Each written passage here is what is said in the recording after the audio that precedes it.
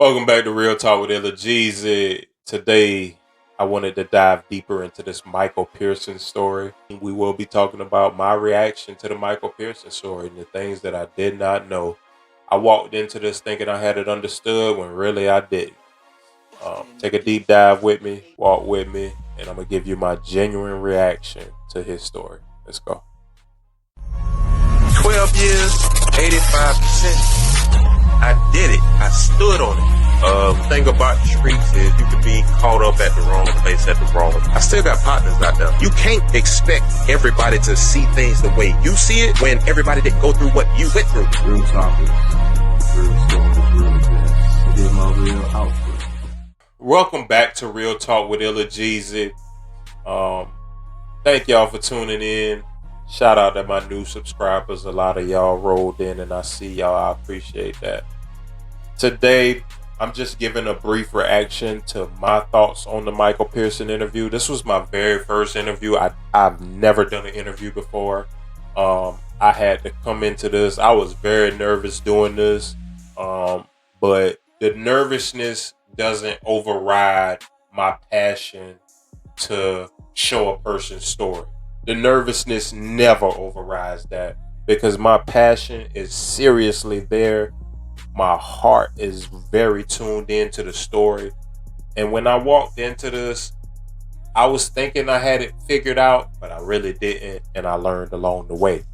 Some of the things that I learned that I did not know, I had no idea that he never met Victor Weldon a day in his life. He never met him. I did not know this.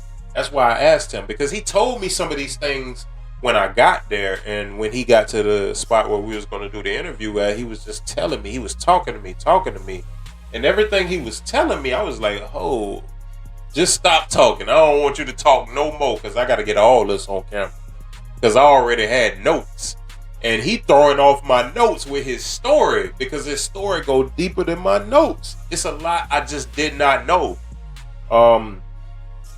So I'm thinking at least he had somewhat known him, because I was thinking Michael was from Manning. I thought he was. He just lived there at some point in time in his life. Another thing that I had no idea of when I walked into this, he told me that Judge Cochran, the judge, his trial judge, the judge that also sentenced him, knew the victim. He said he had some type of dealings with the victim. I don't know to the extent, but that's one thing I didn't know. Another thing I didn't know walking into this, I did not know that there were 5 other fingerprints. 5 other fingerprints that they ran through the system, but they only got Michael Pearson.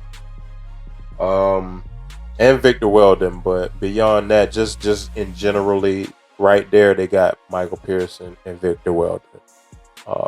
That was crazy to me, because it's like Michael Pearson wasn't even at the crime. He had an alibi, like clear, but because y'all got the fingerprints, because this guy was a substantial guy in the community, I think he had his own shop. He drove NASCAR dirt bikes or dirt car racing or something.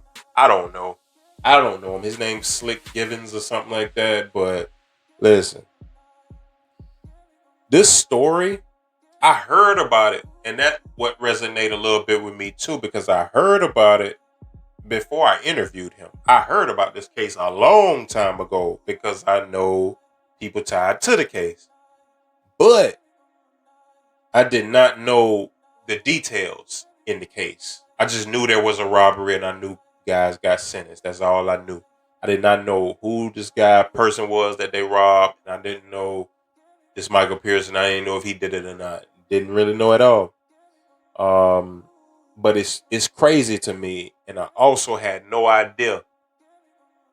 I had no idea that Chip Finney knew Michael Pearson was innocent since 2023.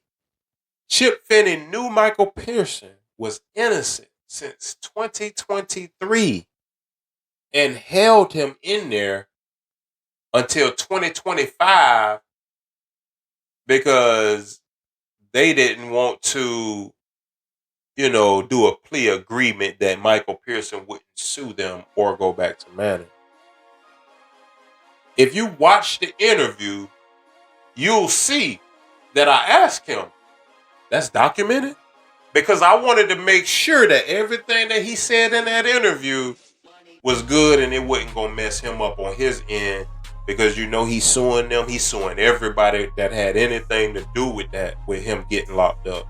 As he should. He has the right to do so. They made a big error and they have to pay for that because what they did was wrong.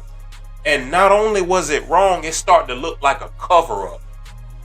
Because now you just wanted to sweep him under the rug. Like, where your heart at, Chip Finney? Come on, man. Where your heart at? Like, you stick an innocent man back there like that. Like, Chip Finney, you've been an attorney. Like, so that just show you where this man's heart is at and his mind is at. You know what I'm saying? It's focused too much on getting the conviction and letting everything else go. I felt so passionate about getting Michael Pearson's story out further and further. And I spoke to his lawyer a couple times. His lawyer is great. She's gonna plug me in with a lot of other different resources, man. She's in North Carolina. We're gonna collaborate on some things for South Carolina. And man, like, she has so much knowledge. I'm probably going to interview her too. But dealing with Michael, his story is so amazing. I wanted to ask him so much more questions. Due to unforeseen circumstances, I wasn't able to get all of my questions out. But our bond was so good. He's open to doing another interview at some point.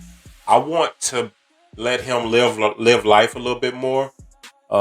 He's been out, I want to say, going on a year in August. August will be a year for him. So I want him to gather and live life a little bit more. I'm hoping his case can be resolved with the county and whoever else he's has a civil suit with. If all of that can be resolved, then I can dip back. I wanted to ask him some things about when he was locked up. The people he might have lost, family members, friends. I wanted to talk to him about some of the struggles he faced during the 15 years that he was in there. Health battles, emotional battles. I wanted to dive deep. Our interview was going to probably be 2 hours long if it were up to me. But God do everything for a reason. So I think the setup was very much good and very much okay. So I was talking to my girl and I was talking to someone else about Victor Weldon. And I had mixed thoughts about how this all went down. And I asked Michael, how did he feel about Vic waiting 15 years or 13 years to speak out? And it's two ways to look at this. I'm a Libra, so I can see it both ways. And it's kind of three ways to look at this. And let's take a little bit dive into it, because just say, for instance, because I've been locked up with people, and I just gave an example, and I told the example like this. If me and my homeboys was locked up for one of the robberies we did, and they locked somebody else up that we don't know, only thing we can do is say we don't know. Like, we're not going to say anything, because if we say something that implicates you in the crime, if you say, I don't know him and he wasn't at the crime, or I don't know him, he wasn't there, I don't even know him, that just basically shuts it off and say, oh, he wasn't there, but you was there. So that's number one. Number one is they got Vic and they got Michael. Two separate circumstances, because Michael couldn't have said anything because he didn't know Vic and Vic didn't know Michael. Vic just figured they had an innocent man, and he can't say nothing because he definitely partaked in the crime. So if he says something, he gonna lose the case all the way around. Michael, since he innocent and don't know what's going on, he think Vic innocent and don't know what's going on. So they go through the trial, they lose the trial. I think during the process of the trial, Michael start to see where they did have some evidence on Vic, but it was so weak. So Michael just was like, man, he thought that both of them were innocent for a while. And so in 2023, Vic decided to get free himself along with telling the truth on Michael. You can be mad. You could be mad at Victor, or you could not be mad at Victor. The whole thing about it is Vic could have still been quiet right now, and Michael Pearson would have still been back there. Michael Pearson would have had to fight this battle his way and would have had to gotten out on his own without the help of Victor Weldon, his co-defendant. And that would have been a longer battle, and he probably would have got out eventually, but it wouldn't have been right now. So, Vic got him out. Vic did a good deed by getting him out. Because like I said, Vic could have let him sit. If I did a crime and they saying my co-defendant is this innocent guy right here, and I do not know him, I can say I don't know him, but they ain't gonna believe I don't know him. They gonna think we lying. He gonna say he don't know me, and I'm gonna say I don't know him. They got some evidence around the board, and they gonna try to link us together. That's how that's gonna play out. So regardless of that, I wouldn't say nothing initially unless I want to say something in a plea agreement, and that's when I would say something. Overall, I hate to say it like this, but Vic leveraged, and I don't know at what point he decided to do this, but he definitely had leverage on them to say, y'all got an innocent man in jail. Y'all sentenced an innocent man to 60 years, but I did commit crime. But I gotta get a deal. You know what I'm saying? Because that's where they made the big mistake. The big boo-boo is, y'all got an innocent man back here. Now I know y'all willing to listen to me. So I don't know if he went through his lawyer. I don't know if he went through the solicitor them. I don't know if he just went straight up tell them like I got something to say. After doing about a decade in prison, he felt like he had something to say. He freed an innocent man. He could have stayed back there 60 years and thugged it out and let Michael Pearson end up dying in prison. Because Michael Pearson would have ended up probably dying in prison if they really believed Michael Pearson was guilty. But Michael Pearson figured the whole time. He had hope. He said he had hope the whole time. Like it might have been some down times, and that's why I want to have a deeper, in-depth conversation with him. But when we do part 2, it'll probably be more so on how he's feeling on the outside now and how he's adjusting after a year of being free and things like that. I do hope he wins his civil suit. I do hope they take good care of him. And I simply told why is because it's hard. It's hard re-entering society, let alone you re-entering society with charges.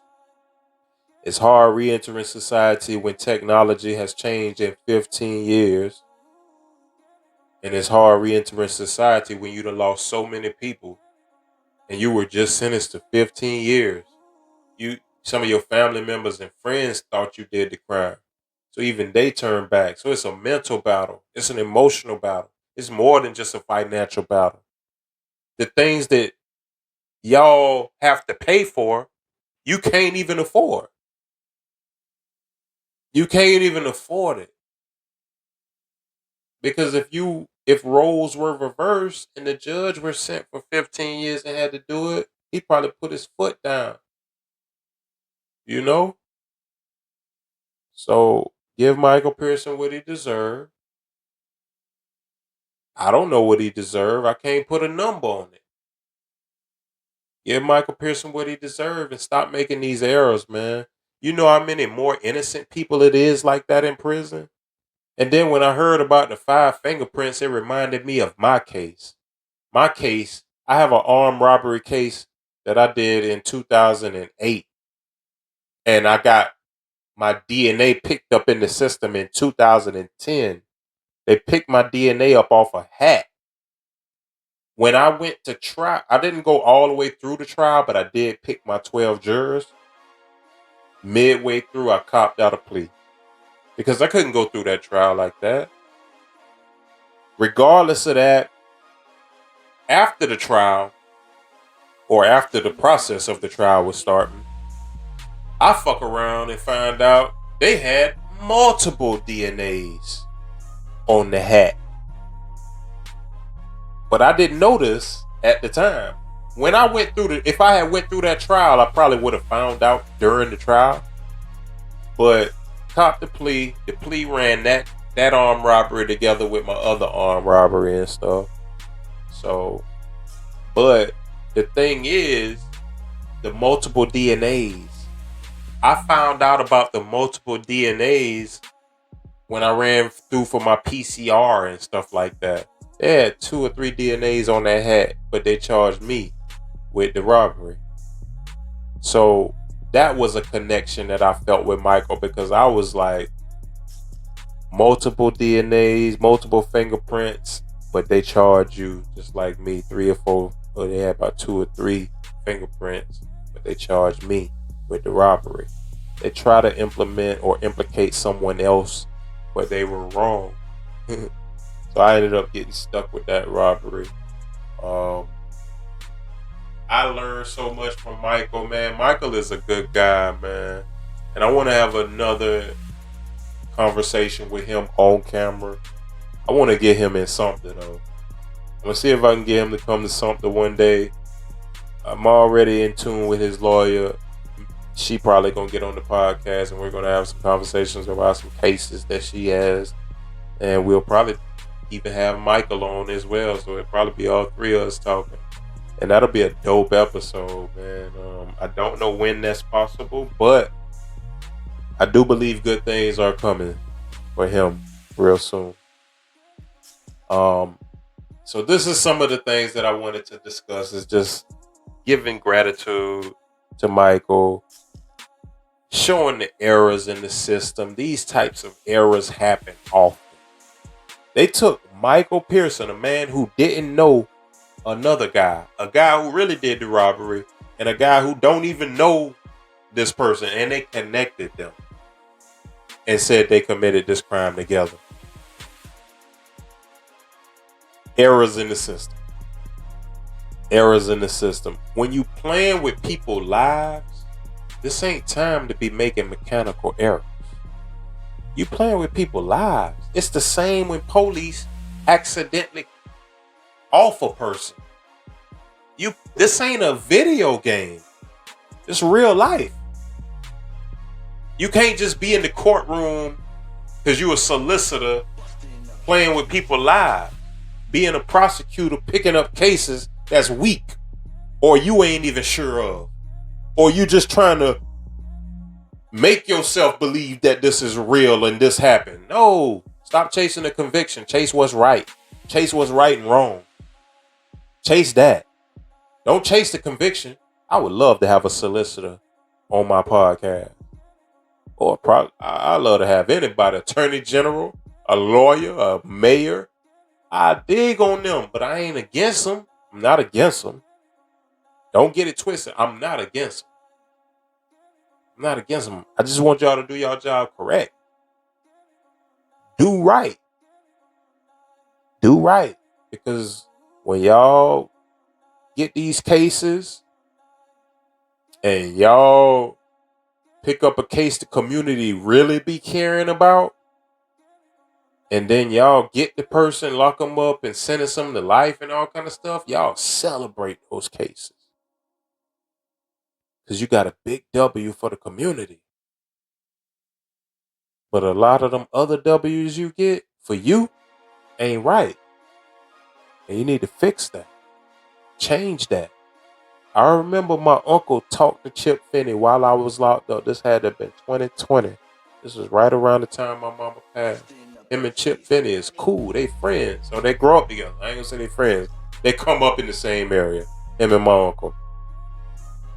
I don't know what my uncle thought he could have finessed, but he asked Chip Finney, like, what he can do for me. Like, what my boy been sentenced to 15 years. Like, he told my uncle I had got a good deal for my crimes that I committed.